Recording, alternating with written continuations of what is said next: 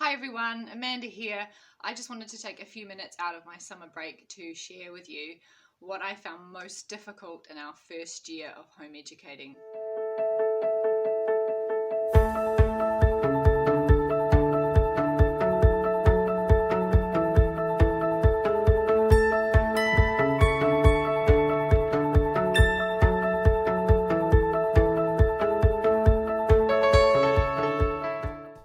So we've just completed our first kind of full year plus a couple of months of home educating, and I thought before I get any further on, I need to just stop and record for myself and for anyone else who might find it helpful what I found most difficult in that first year. And it certainly would be true to say that that first year was like an emotional roller coaster, a lot of ups and downs, and it has gotten a lot more steady. We still have ups and downs, but overall everything has calmed down and it's a lot more steady. So I know that first year was a bit of an anomaly, and I think that's the case for a lot of people because it's such a big change.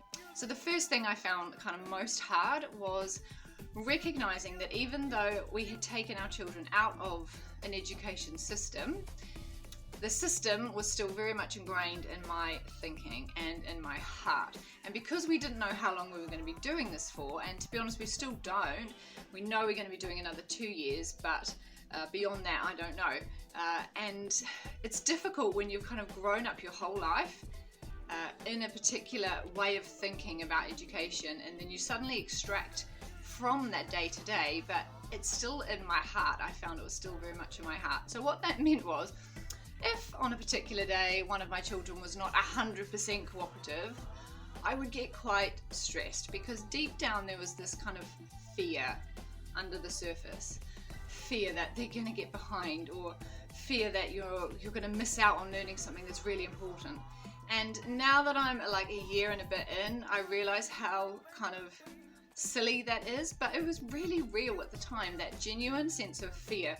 And fear is not a helpful thing in a relationship. And so what would often happen is one of my children who maybe wasn't being 100% cooperative would then resist or push back, and then naturally, because I'm thinking, but you've got to learn this and you've got to do it now and we're going away tomorrow and we don't have a lot of time, I was just less patient.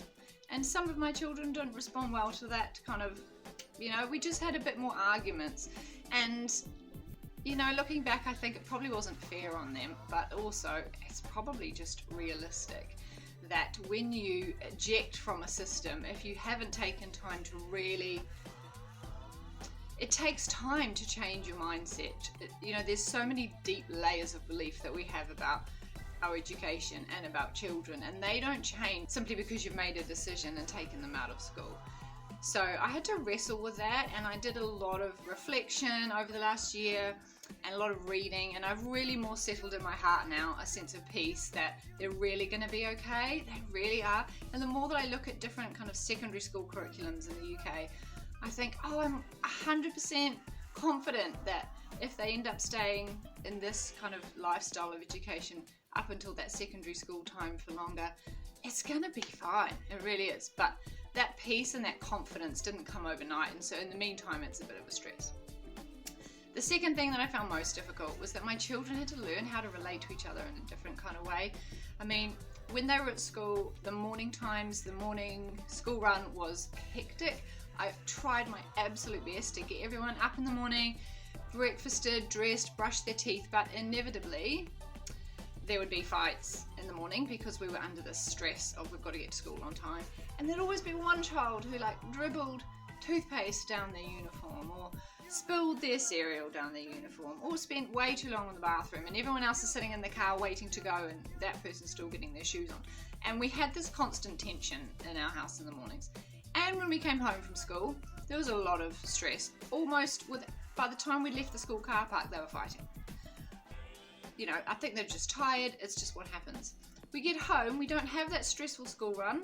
We don't have that after school stress of being tired and angry at each other. But they're now together a lot more of the time, and so they just had to learn how to get on in a different sort of way. And that took a bit of time, and at times that completely irritated me. The way that they just weren't patient enough with each other. They would wind each other up, especially if we were trying to do a group thing. Maybe we were having a conversation about something and one of them would look at the other one across the room with a bit of just a little bit of a, you know, gonna wind you up look. Next minute under the table there comes like a tickle or something, and it just escalated and spiraled. And then naturally, because my underlying stress is there and the fear that I've already talked about, I didn't cope well with that at all. It was not fun.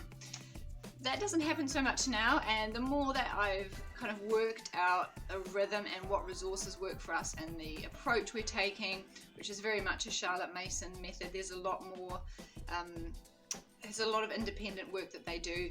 I'm limiting now the amount of times I actually even try to get them to be serious together. They can play together, but trying to get them to be serious together doesn't always work.